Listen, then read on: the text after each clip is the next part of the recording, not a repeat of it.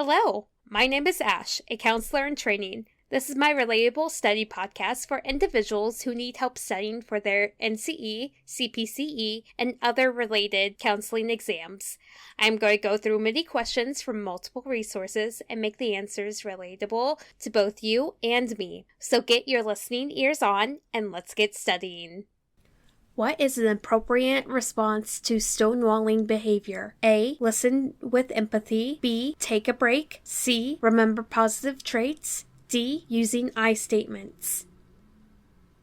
The answer is B. Take a break when there is stonewalling behavior. You can use techniques such as taking a walk, playing a game, taking an actual break where both you and the client get up and stretch, take 5 minutes apart, so on and so forth. There are many ways to take a break. An expert who has reviewed the literature on TV and violence. A. Watching violence tends to make children more aggressive. B. Watching violence tends to make children less aggressive. C. In reality, TV has no impact on a child's behavior. D. What adult sees as violence, children perceive as caring.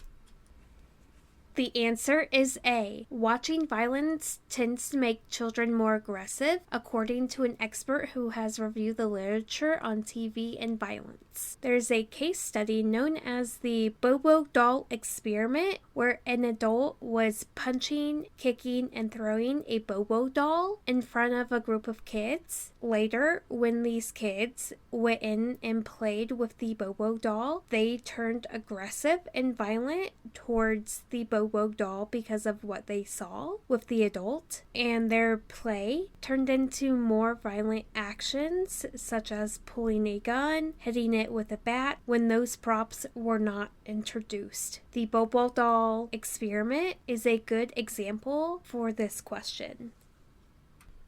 A counselor who has not finished his dissertation has a business card that says Dr. Dennis Browning, Professional Counselor. He is A. Acting professionally and ethically. B. Advertising himself appropriately since he gives himself the title of Professional Counselor. C. Acting unethically by misinterpreting himself as having a doctoral degree when in fact he does not. D. Not really acting unethically since he does say he's a professional counselor.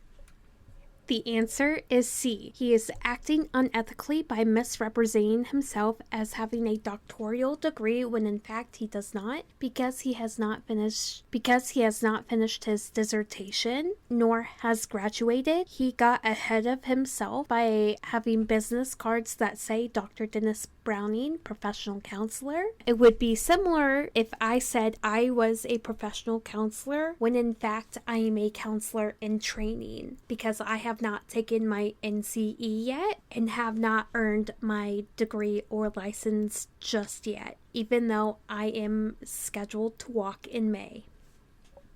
The principle of justice includes which of the following? A. Ensuring clients have access to counseling services. B. Maintaining confidentiality in the counselor-client relationship. C. The counselor's commitment to honesty in their interactions. D. Encourage the client autonomy and supporting their decision-making process.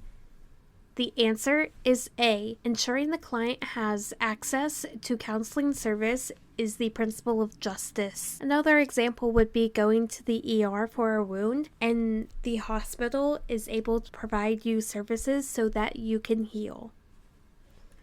Which of the following best distinguishes psychiatry from other mental health professions? A. Psychiatry focus on psychoanalytical techniques. B. Psychiatrists are medical doctors who can prescribe medication. C. Psychiatry only has group therapy sessions. D. Psychiatrists do not provide psychotherapy, only diagnostic services.